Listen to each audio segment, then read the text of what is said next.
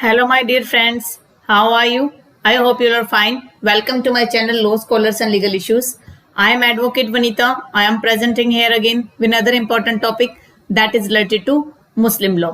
In the last previous class of Muslim law, we have already discussed two important grounds relating to dissolution of Muslim marriage by divorce. First is तलाकुल सुन्नत and second is तलाकुल बिद्दत। वो हमने अच्छे से discuss कर लिया था। उसके बाद ये मैंने आपको चार पार्ट्स में डिवाइड करके समझाया था कि डिसोल्यूशन ऑफ मुस्लिम मैरिज कैसे होता है। तो first part is divorce bye husband, जिसमें तलाक, जिसमें हमने डिस्कस किया तलाकुल सुन्नत और तलाकुल बिद्दत और इला और जीहर, ये हस्बैंड के द्वारा डाइवोर्स दिए जा सकते हैं। तो उन्हीं ग्राउंड में आज हम डिस्कस करेंगे इला और जीहर की, और इसके बाद हम साथ में डिस्कस करेंगे डाइवोर्स बाय वाइफ, तलाक तफवीज। हालांकि ये एक तरीके से डेलीगेटेड डाइवोर्स होता है, जिसमें हस्बैंड जो है कुछ कंडीशन के आधार पर डेलीगेट करता है पावर को वाइफ को, कि जिससे डाइवोर्स हो सकता है। चलो हम डिस्कस करते हैं आज का हमारा लेक्चर। इला, इला क्या होता है? इला का मतलब होता है वाव। वाव मतलब एक कसम खाना। तो इसमें क्या होता है कि हस्बैंड एक तरीके से सबसे पहली कंडीशन क्या होगी इसके अंदर कि husband must be of sound mind and major. सबसे पहली चीज, जब भी कोई व्यक्ति डाइवोर्स देगा उसे साउंड माइंड होना चाहिए, मेजर होना चाहिए, और वो किसी कंपल्शन में डाइवोर्स ना दे रहा हो। तो सबसे पहली चीज हस्बैंड साउंड माइंड होना चाहिए और मेजर होना चाहिए। सेकंड, वो ये स्वेयर लेता है, ये कसम खाता है किसकी? अल्लाह की, गॉड की, that he will not have sexual intercourse and leave her for इद्दत। वो अपनी वाइफ के साथ किसी प्रकार का सेक्सुअल इंटरकोर्स नहीं करेगा और इद्दत पीरियड के लिए उसको छोड़ देता है। 4 महीने का टाइम पीरियड होता है कि 4 महीने तक अगर हस्बैंड ऐसे ही ट्रीट करता है तो फिर उस तलाक को वैलिड माना जाता है।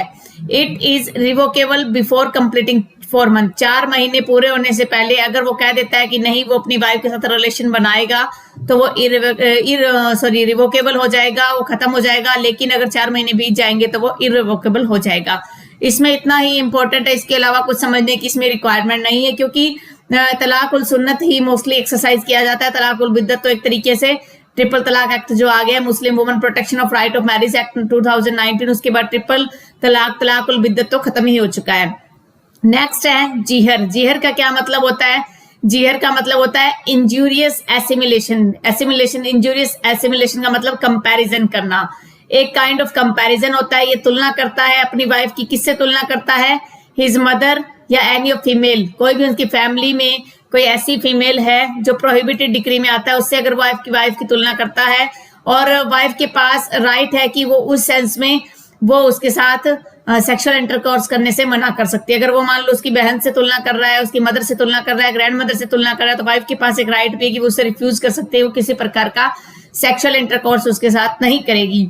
इसमें भी 4 महीने का टाइम पीरियड है। अगर 4 महीने के टाइम पीरियड के बाद क्या होगा, wife has a right of RCR petition या जुडिशियल डाइवोर्स। कोर्ट में वाइफ के पास राइट मिल जाएगा कि वो आरसीआर की पेटिशन कोर्ट में डाल सकती है कि उसका हस्बैंड उसे जो है अपनी वाइफ नहीं मान रहा है तो उसे वहां बसाया जाए, या वो जुडिशियल डाइवोर्स जो Muslim dissolution of Muslim marriage act के तहत जो ग्राउंड्स दिए उसके तहत जो डाइवोर्स भी ले सकती है। It is revocable bye husband.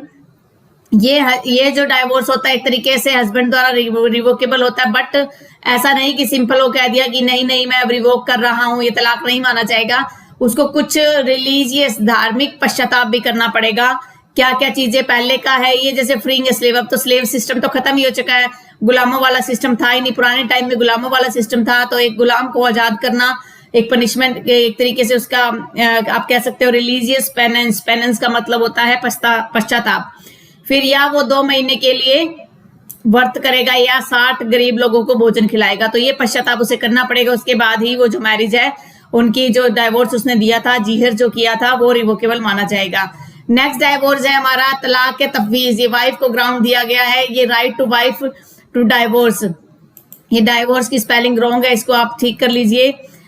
इस स्पेलिंग की जगह डाइवोर्स आएगा यहाँ पर। कई बार टाइपिंग मिस्टेक हो जाता है, तो यहाँ पर डाइवोर्स आ जाएगा। मैं आपको लिखवा देती हूँ स्पेलिंग यहाँ पर। डाइवोर्स,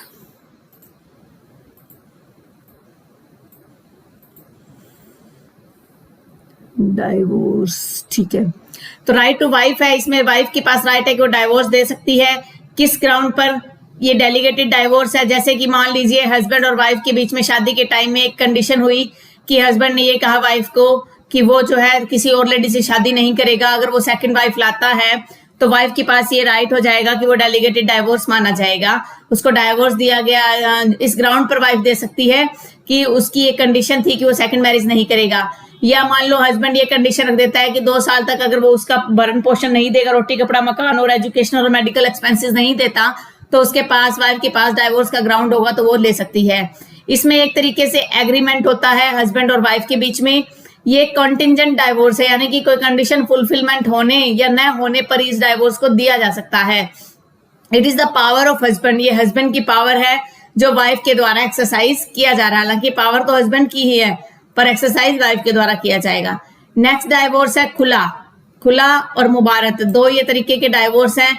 ये एक तरीके से म्यूचुअल कंसेंट आप कह सकते हो। खुला में क्या होगा, ऑफर होता है वाइफ की साइड से, इसमें एक ऑफर वाइफ की साइड से दिया जाएगा। लेकिन मुबारत में क्या है, कोई ऑफर नहीं होता बल्कि दोनों पार्टियों की एक साथ सहमति होती है। इसमें वाइफ ऑफर कर देगी कि आप मुझे डाइवोर्स दे दीजिए, जो महर की अमाउंट है वो आप चाहे मत दीजिए, मेंटेनेंस मत दीजिए, कुछ मत कीजिए, लेकिन मुझे डाइवोर्स दे दीजिए।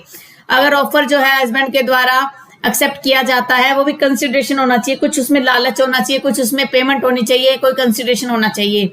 इसमें जो है इद्दत पीरियड का जो ऑब्जर्वेशन है वो नेसेसरी रहेगा। चाहे आप कितनी भी अपनी मर्जी से ऑफर कर रहे हो फिर भी आपको इद्दत तो उसमें करना ही करना पड़ेगा, ऑब्जर्वेशन आपके इद्दत का रहेगा। वाइफ है, इसमें वाइफ तैयार रहती है कि वो हस्बैंड को कंपनसेट करेगी, चाहे तो वो कुछ प्रॉपर्टी उसको दे रही है, चाहे महर की रकम उसे दे रही है, तो वाइफ यहाँ पर कुछ कंपनसेशन जो है हस्बैंड को देगी। नेक्स्ट है मुबारत। मुबारत क्या है, ये एक तरीके से म्यूचुअल कंसेंट से होता है। Offer can be made from either of the side, offer जो है किसी भी साइड से दिया जा सकता है। ये नहीं है कि इसमें आप जो है वाइफ को कहोगे कि आपको ऑफर देना है, ऐसा कुछ नहीं है। इसमें अगर हस्बैंड भी चाहे तो वो ऑफर दे सकता है कि हमें जो है डाइवोर्स लेना है, तलाक लेके अलग होना है।